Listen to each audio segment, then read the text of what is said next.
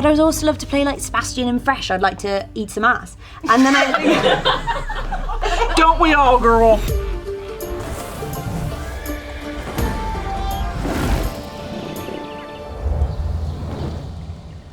Welcome to Royal Court, the show where pop culture royalty compete for a spot on my trusted council. I am your host and queen, Lady Brittany of House Broski, and today I am joined by the lovely Daisy Edgar-Jones. Please welcome Lady Daisy. Ow. Ow! Looking lovely, Miss Daisy. Thank you, it's an honor. It's an honor and a privilege. You can drop the accent around me, you don't have to do it anymore.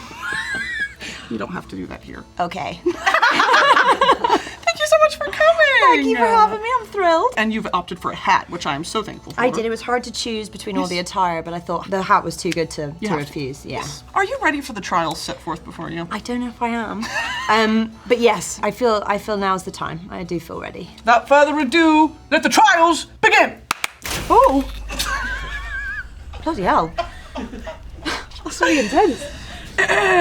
Your mom is Irish and your dad is Scottish, but you is English. It is. What witchcraft is that? I don't know, and it's very stressful when the rugby's on. A house divided. A house divided, yeah. I bet. It's not easy being the only English person. What about football? Well, I'm from North London, so technically it should be the sort of Tottenham or Arsenal. Right. But I'm neither. I couldn't give a shit. You're forging your own path. I'm forging my own path. When COVID dropped, as we all know, you had the fringe. Well, you had the fringe that launched 1,000 bangs. Marianne's fringe and normal people inspired many people to cut pandemic bangs as we know them now. Risky move. Do you want to apologize now or later for that sort of trend? Well, listen, I was also having to maintain the fringe, and there's a lot of pressure when everyone's talking about it, and then you're also like in public with the sort of fringe. It's true. But I didn't know what a bang was for a very long time. I guess that's true, yeah. So American. They're My bangs! You've got great bangs. I was like, that's a bit rude. Thank you. Thanks. Is there a trend you're hoping to start in the wake of Twisters? Nipple tassels was the first thing that came to mind, but I don't know why. Nipple. It's like the first thing that came to mind. Big hair. Oh, period. When you're filming a windy film, your hair, it gets big and bigger and bigger. Windswept hair. Period. Period. Or titty twisters. Or titty twisters. In Where the Crawdads Sing, you star as a girl who can't read, just trying to get some dick, and avoid prison time. So I want to know who gave you the rights to my life story. Are you a marsh girl? Marsh girl, swamp water girl. Marsh girl. That was a great Jodie Foster. What's your favorite natural disaster? Oh, bloody heck. I don't know. What's my favorite now? I don't know. Human beings. Oh, we're our own disaster. We are. Okay, fuck, marry, kill. Mudslide, tsunami, tornado. Oh, bloody hell.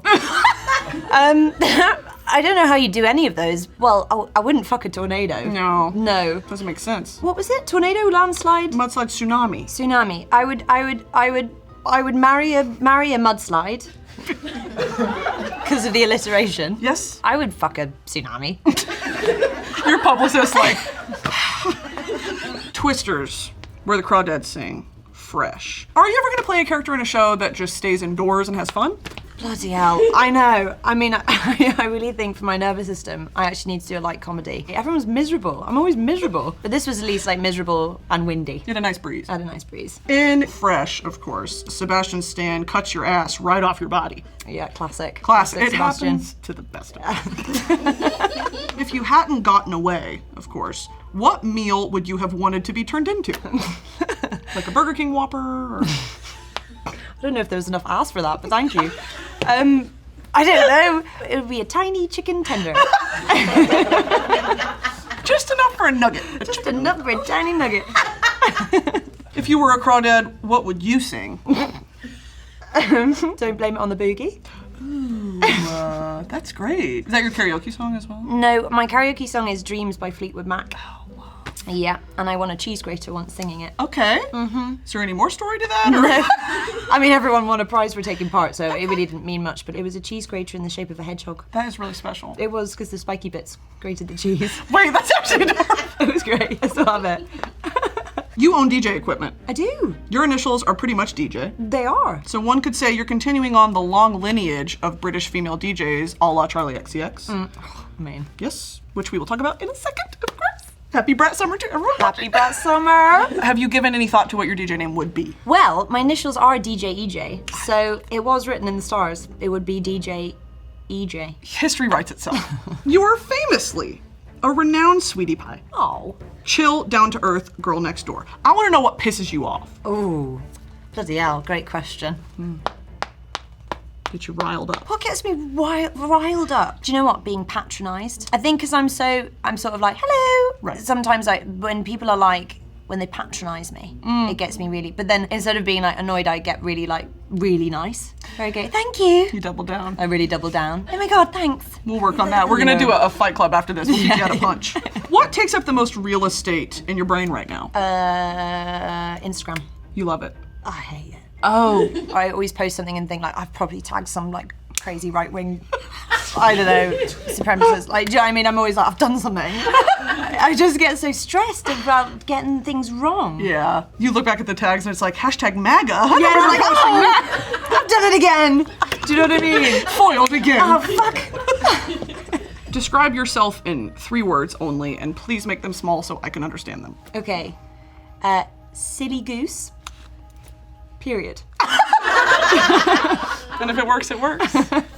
Daisy, you've passed. Thank you. After such a long interrogation, I'm quite famished. What about we celebrate with a royal banquet? Squires! Oh. Welcome. Thank you. I've been here before. What do you know about these? You say you like hula hoops once. Bloody hell. They're not even my favourite crisp. No, I'm very grateful, thank you. Of course. No, and it is fun. They're interactive. You can put them on your fingers and stuff. May I put them on yours? Well, I feel like it's a knighting ceremony, so you have to to it to me. You're like, why couldn't I have said I like caviar and steak and lobster? Yeah. Or like red wine and exactly. I've never had these. You never had These those? smell crazy. Oh, okay. These will like tear your taste buds off. They're that vinegary. Oh. No, I mean we're very good at like our. Do you mind? This is an honor, honestly. I mean, do I do the wedding finger? I wouldn't want anyone else to do it. Please do it. Will you? Doesn't fit on my face. These are particularly small. Yes. What about your pinky? Let's try pinky. Look at them go. Oh, Do you know what? Actually, just the tips are great. Just the tip is always great. Only the tip, please. Only the tip. Yes, God. I'm gonna smell crazy for the rest Yeah, of the day. unfortunately. Is this what all British people smell like? Oh yeah. Guys! Look at you go! British customs are so beautiful. That's how they knighted the Queen. It's bad. It's bad? A little bit. Well, it's probably because these are like an American version of Is it. that true? Well, you know when you get like if I eat a Snickers here, it's just not as good. Yeah. All right, enough dicking around. It's time to get serious. Logan Lerman and Percy Jackson. Wait, what? Or, okay, Logan Lerman, Percy Jackson. I want you to imagine it in your mind's eye. Or, How did you know? because I love you. Oh my I don't think you realize how much I love you. Oh, I love you. Okay, Logan Lerman, or we're rocking with Aaron Taylor Johnson, Angus Thongs, and Perfect Snogging. This is crazy. That's a really hard choice. Who you got? Oh, I love it. I love Aaron in Angus Thongs because he goes, Georgia. He talks like that. Georgia. I really like you, Georgia. But what does he say? But you're a bit of a bitch. Yeah, you're a bit of a bitch. It's just hard to choose. I was in love with Logan Lerman and Percy Jackson specifically That makes 2 of us. when I was a wee thing. I'm gonna say I want to be called a bitch by Aaron. I need that at one point in my life. So we're gonna go him. And who was her friend? Jazz. Jazz! I love that movie. It's a great You're so film. lovely. Oh my god, the soundtrack's banging. We have to watch that later. What are you doing after this? Watching Angus Thongs with you. 100%. You're a gifted scream queen. Do you ever fake cry to scare your friends? Or do you use that for evil? I feel like you should use it for evil more. Not so much acting. Do you know what? Things that are sad don't make me cry. It's happy things. So you know when someone like has wanted something their whole life, like they've always wanted like a tiny ukulele and they get given it and they're like overwhelmed by joy. Yes. That gets me. Okay. But you're like, they've got it. Like they've got their ukulele. So not like not sad things. But maybe I need to bash out a tear. If you don't let me into your realm, I'll I'll bang one out. Yeah, that's good. Mine is music. I cry at music for no reason. Specific music? Anything in particular? If it's just a great song, I'm just one tear. You're just emotion. I love that. Brat. You're just crying to Brat. guess. Yes. You are an accent queen, famously. Thank you. Are there you? Thank you, darling. Are there any that you're really terrible at? Oh my God, so many. Welsh. Have you the Welsh accents? Quite It's not hard. real. I don't even. Wales? No. Wales. I can't do it. Can I do my Towie impression for you? Please. You like Towie? I used to watch Towie. I was more of a Made in Chelsea fan, which is the posh version, but Abfab? oh, Abfab, absolutely fabulous. Yes. Oh, absolutely fabulous. Absolutely fabulous. Okay, my Towie impression is you're fucking mugging me off. You've made me look like a fucking mug. If you could rate it, it would really be important. That, no, I felt like Gemma Collins was in the room. That's bonkers. Thank you. Mugging me off. You're mugging me off. That's amazing. Thank you. You love Saoirse Ronan. I do. And separately also Charlie XCX. I do. I think they're the closest thing we have to God. Why do you like them so much? Oh, where to begin? I've been a fan of Saoirse since I was a wee thing. Yes. I just think she's magical and so talented. And I was with her at Glastonbury and we danced together to Coldplay, which was wicked. Healing. So healing. I mean, it was white. We were on shoulders. Everyone was dancing. It was an amazing moment. And she said I had a good Irish accent. And from Yes! the Queen of Ireland. That meant a lot. It's true. And then Charlie, where to begin? I saw Charlie play at Glastonbury again 2 years ago, and it was the maddest show I've ever seen. She had these two like sexy dancers, was like Greek themed, and I was like, this is phenomenal. It's amazing. And then just Brat Summer's just taking over. Yes. And she's so nice. Yes. She's so talented. She's so like cool. I've been trying to teach all the cast of Twisters what Brat Summer means. Thank God. Yeah, I'm gonna teach them You're the like, apple dance. Glenn, it's called, it's called. It's this. It's this. I mean, obviously. Do you know Thank what I mean? God you're culturing the people. I have to. It has to be done. A part of what made Normal People such a hit is how universal it is. The sort of squirminess and itchiness of that first love. What was your first young love experience like? It was not like in the show. My first ever kiss was a blowback with a shisha pen. I don't know what any of those words Do you mean. I'm gonna keep it real. So I was 15. I was a bit late, but I suppose maybe that's late. Maybe it's early. I don't know. Yeah. I went to a girls' school of 22 girls in the year, and I was the first person in the year to snog someone. Queen. It was big news. Everyone was like, "You're a slag."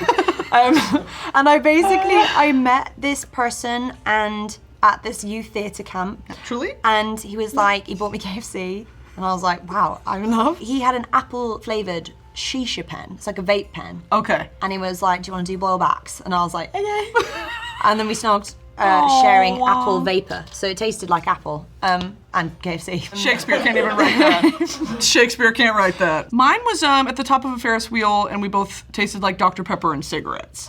So similar, but mine's American, yours very British. You've said that auditioning can feel like dating or falling in love in such an emotionally loaded situation. How do you keep your character separate from you? When you're auditioning, you like have to really picture yourself in that world and that role, and it's very sad when you don't get it. You're just like, it does really prepare you, I think, for dating, because you're like, oh, you just have to have such a thick skin. Because I am quite cheerful and all my characters are quite sad. Yeah. I just like larking about, do you know what I mean?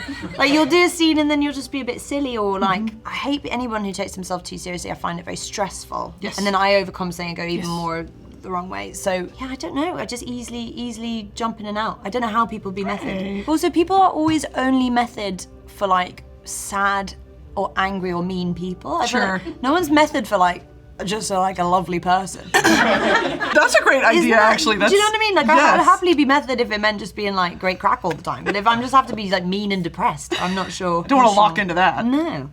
Have you read anything lately that you'd want to be in an adaptation of or direct? Wink, wink. Read anything? Sorry. But I've been reading a lot about gut health, so I'm not sure that's really. You've been shitting? A bit of IBS. No, it's not too bad. No, it's just the gut brain, you know.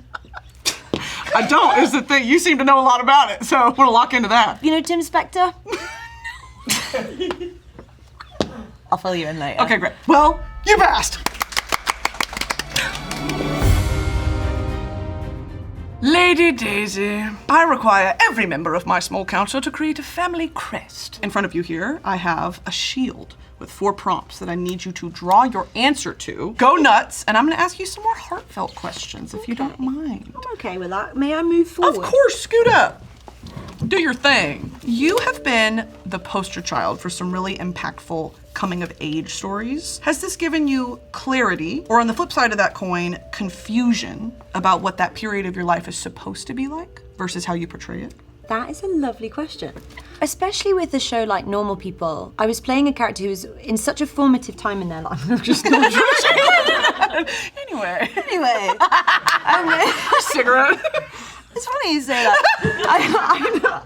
I remember at the time I was so young and it was so exposing. You know, I was exposing in many ways. Like I'd never been a lead, so it was first time wondering if I was even good enough as an actor to do any of it. But I remember the kind of funny thing of like playing this profound love, but having not experienced it like really myself, sure. or not sort of been with that many people, you know, and it happening sort of like, yeah. Sorry, this is really TMI. No, look. But like, you know, I think it is a funny thing when you play these intense things and then life and movies, like things aren't as sort of like potent always, or when you're representing something that kind of romantic and big, it's funny when you're like, yeah. Well, it's not so cinematic, I would say, in real life. But there's something kind of beautiful about the fact that actually like love can be very, and I think Normal People does a good job of that, like love can be very domestic and very simple and you know, and actually the profundity of just generally the people in your life that have such a massive impact on who you become. And for me, that show introduced me to all of my absolute best friends in the world. Wow. So, you know, it was just an amazing thing to do a story about the profundity of love. I'm going to draw a really bad chicken.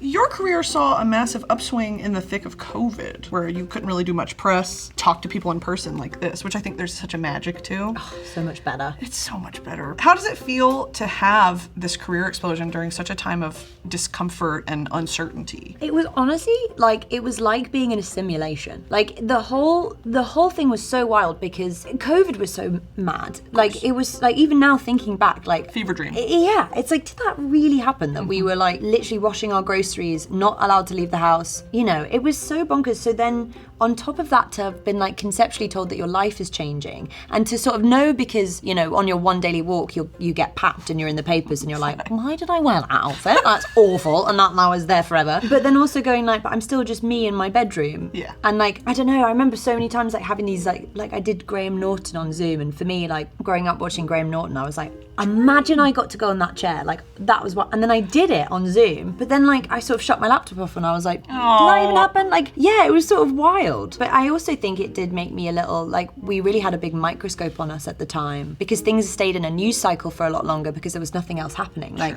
so I remember like the cast and Paul and I, we were in the news a lot longer than probably we would have been in a time where everybody had their eyes on you because there was nothing else to distract. Sure. And it definitely made me fearful. I think I was very fearful coming out of getting things wrong, of saying the wrong thing. And now I realize, like, I feel like I'm becoming a lot better at like just being myself and not worrying or overthinking.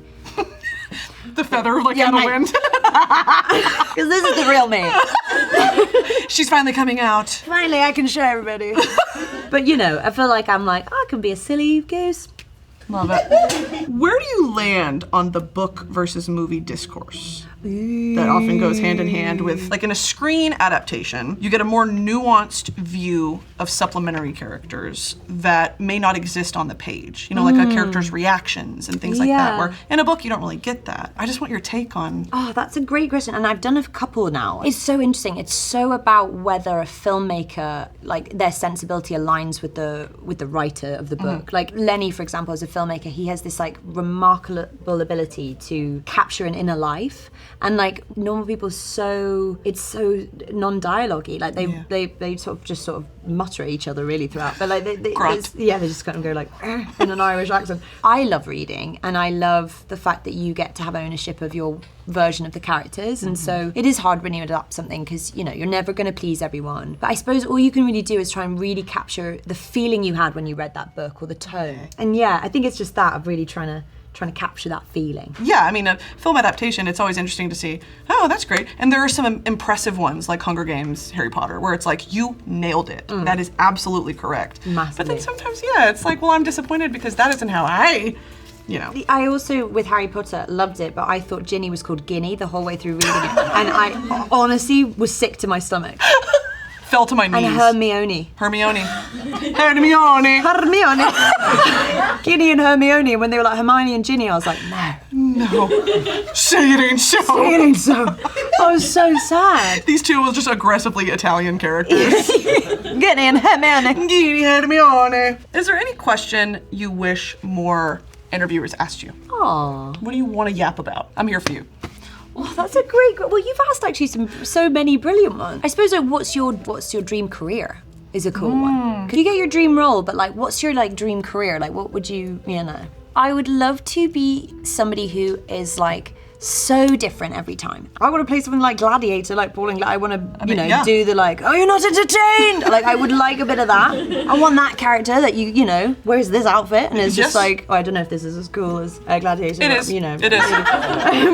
But I would also love to play like Sebastian in Fresh. I'd like to eat some ass, and then Don't we all, girl? Yeah, that's right. I regretted that one quite quickly. Well, or I'd like to play somebody evil. Yes. I'd also love to do like a big rom-com. Like I'd love to do like When Harry Met Sally and like have an orgasm in a diner. How to Lose a Guy in 10 Days, the shower scene. Oh, like, do you know what I mean? I just want to do like, I but then I'd also love to do, I'm just greedy, but I want to try everything and have a career that's full of range and joy and just get to try everything. I'd feel so lucky if I got to do that. Are you doing Hot Ones? I've done it! You did it! Are you so excited? We did Hot Ones versus and I won.